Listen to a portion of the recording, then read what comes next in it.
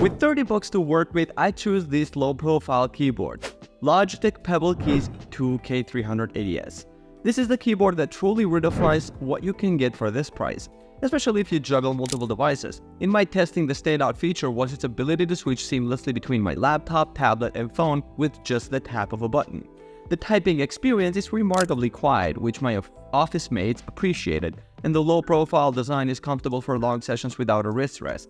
I'll admit the circular keys and slightly cramped layout took me about a day to get used to, and I did find myself making a few more typos than usual at first.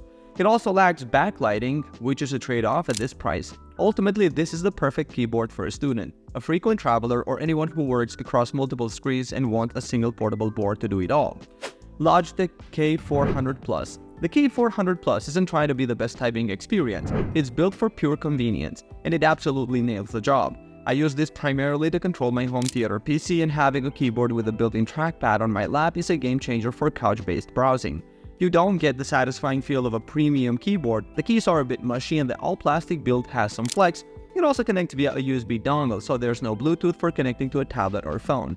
However, with dedicated volume controls and that integrated trackpad, you can navigate menus and type in searches without needing a separate mouse. For anyone who has a PC hooked up to their TV or just needs a simple all-in-one controller for a media setup, this is the most practical tool for the job.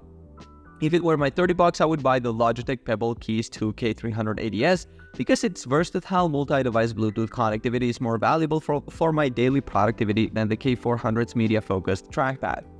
With 50 bucks to work with, I choose these low-profile keyboards. Keychron B6 Pro. This is the keyboard that makes you question why anyone would spend over 100 bucks on a low-profile office board. When I first started typing on the B6 Pro, I was immediately struck by how much it felt like the Logitech MX keys, but the responsiveness was actually better. I could type as fast as I want without any of the input lag I've sometimes felt on other wireless boards. The scissor switches are super quiet and have a satisfying little bounce to them, which made long writing sessions feel comfortable. It has all the connections I need: Bluetooth, a 2.4 GHz dongle, and wired, and the fact that you can customize keys and macros using the web app is a huge win for a board at this price. My only real gripe is the lack of backlighting, which is a bummer for late night work, and the look is a bit generic. Still, with a battery that Keychron claims lasts up to 1200 hours, you can basically forget charging is even a thing. This is the perfect keyboard for someone who wants a full-size, reliable workforce for a home office setup and values battery life above all else. Keychron B2 Pro. The B2 Pro is for the person who looks at a full-size keyboard and just sees wasted desk space. What surprised me here was how they managed to cram a full numpad into a much more compact 96% layout without it feeling cramped. The typing experience is nearly identical to its bigger sibling, fast, quiet, and comfortable thanks to those same bouncy scissor switches and concave keycaps. I was swapping it between my Mac and PC all week, and the onboard switch to change layouts is something I wish every keyboard had. However, I did notice the ABS keycaps can feel a little slick if your hands get clammy, causing an occasional typo. The biggest trade-off here is the battery life. At a clean 300 hours, it's good, but it's a massive step down from the B6 Pro's marathon longevity. This keyboard is the ideal pick for a hybrid worker or a student who needs a portable compact board but isn't willing to give up the numpad for spreadsheets or data entry. If I had 50 bucks, I'd buy the Keychron B6 Pro. The slightly larger size is a tiny price to pay for a battery that I genuinely don't have to think about for months on end. Here's what I'd buy if I only had $100 to spend on a low-profile keyboard. Keychron K3 V2. The Keychron K3 V2 is all about one thing: portability. In my experience, this is the keyboard you grab when you're constantly on the move and switching between a laptop, tablet, and phone. It's incredibly thin and light, and the ability to connect the 3 Bluetooth devices seamlessly is a huge plus for my workflow. The low-profile design is comfortable on the wrists over long typing sessions, but honestly, the typing experience itself feels a bit underwhelming.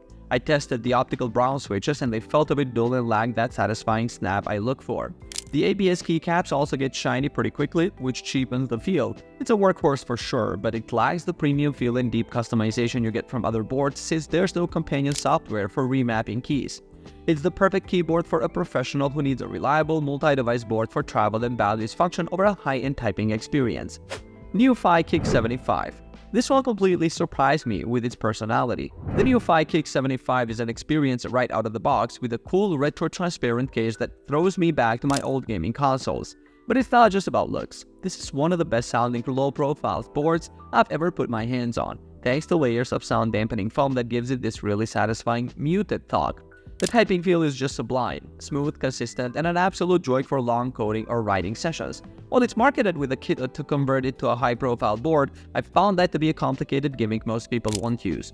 The only real downside for me is that the keycaps don't have shine-through legends, making them hard to read in the dark.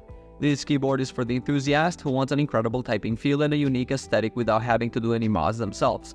Between these two, I'd buy the NeoFi Kick 75. The exceptional typing feel and unique design make it a far more enjoyable and satisfying keyboard to use every single day.